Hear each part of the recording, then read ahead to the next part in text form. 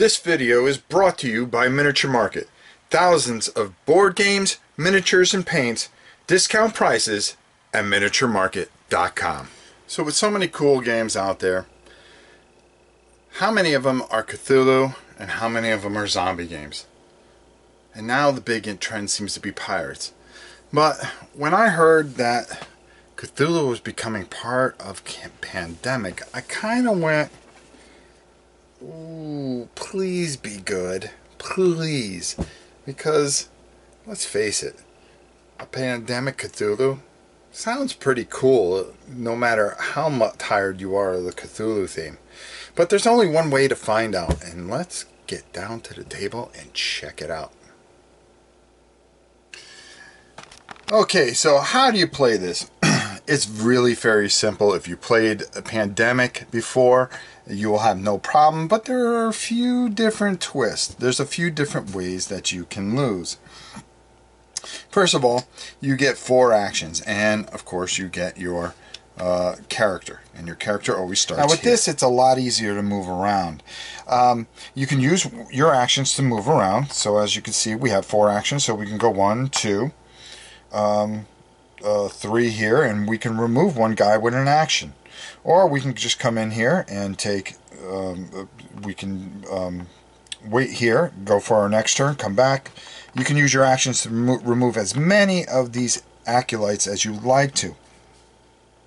Now as you can see here, there's this strange being here. Now there's a whole bunch of ways that you can lose. Number one, if you turn over all these cards and you get the Cthulhu, okay, you lose. Alright, and the way they get exposed is through what is called, there's 4 cards in the deck, just like the Pandemic breakout cards, called Evil Stirrers. We'll talk more about those in a way. Another way is if all the acolytes, you have no more to put on the board, and they are on the board. If all 3 of these are put out onto the board and you don't have another one to put out, you lose the game. This deck runs out, you lose the game. Great, right? So what really helps these guys? Well, there's bus stations here, which is kind of cool. So for instance, if I wanted to come here, and if I'm here at the bus station in Arkham and I want to play one of these cards, what I'll do is I would play this card and I can go anywhere else on this board because I will travel by bus. You don't have to go from bus station to bus station, you can go anywhere. So say for instance it's my turn, I want to come right here. It costs 3 actions to get rid of this guy. Well, there you go. 1 move, 3 actions. Seems easy enough? No, it gets really kind of hard because there's a lot of stuff going on here. It takes 5 cards to close a gate. So you can close the gates, and if you close all 4 gates, you win the game. That is the only way that you can win the game.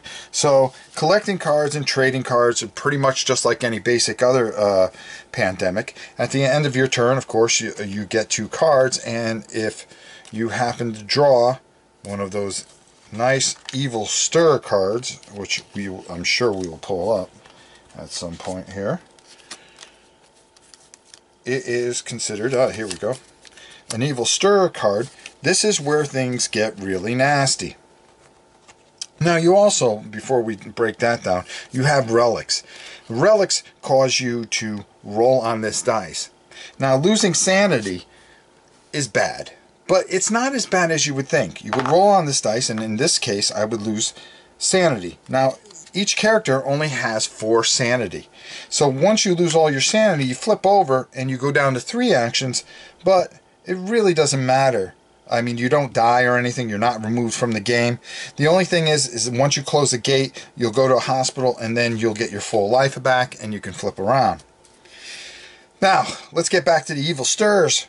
Happens when this card comes out, you have to fight the madness. You have to roll this dice. You lose sanity pretty quickly in this game. And as you lose actions, that's where the game kind of grinds on you a bit. There's an awakening. What happens is you would turn one of these over, okay, and then you would have to read whatever ability that particular old one has, and that would affect your game.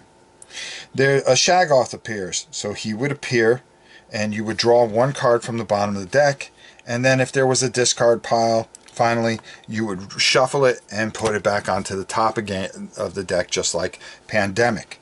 The game can be played in different levels of hardness.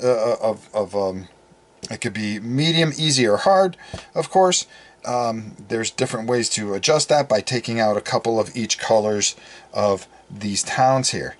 All in all, this is pretty much Pandemic with a little shot of steroids, and it doesn't hurt. It has a few nice little twists to it, and really does some nice things with it. So it gives you enough breath that you feel that it's something different.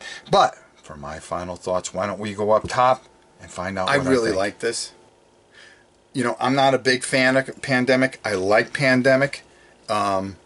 It wasn't something that we would play very often. We played it a few times and went, yeah, it's good. I like it. It's something I enjoy. Matter of fact, I still have my copy of Pandemic Legacy, and I don't even think it's opened yet. But that shows you that I like the game enough to have it in my collection, but not enough to play it a lot. I saw this and I said, well, we haven't played any Pandemic in a while. Why don't we give this a go? We tried it. I have to say, I really, really like this. I like the Cthulhu theme to it. I like how the old ones play out. Sometimes they do some really nasty things and really set you back. The players, they come with special abilities. You get used to those abilities, and then you lose all your sanity. Flip it over, you lost all their abilities, and it really kind of changes the game for you. Now you really have to work together. If you're on the same space, just like in Pandemic, you can trade cards to help each other, but all in all, you really got to work together to get this closed. We played it live, and unfortunately we got all the way, we were pretty close, but the deck ran out and we just weren't working together properly. So, you know, you can withstand a lot of things, but you know, and we had 3 gates closed. All we needed to do was close that one gate, but we kind of messed ourselves up and didn't think we had enough cards to close the final gate. Great game. I really like it. You see that movement thing, which is kind of cool. You pay a card to move, but if you move too many times from that area, guess what? You shorten yourself cards, and now you don't have the cards to close the gate, and that's what happens to us. So even though it goes, oh, we're just knocking these acolytes like they're nothing off the board, you do pay the price. I really like this. I enjoyed it. Even not being a huge Pandemic fan, I really enjoyed this game. I've got to give this a 3.5 stars out of 5. I think this is a very, very good game and very worth having in your collection. Well, that's it for this review corner. Until next time, I'm Rob Warren. We'll see you soon. Sponsored by Miniature Market's Review Corner. The Review Corner features podcasts, videos, and written reviews by gamers for gamers. Miniature Market, online gaming superstore, thousands of games and minis, discount prices. Check them out at miniaturemarket.com.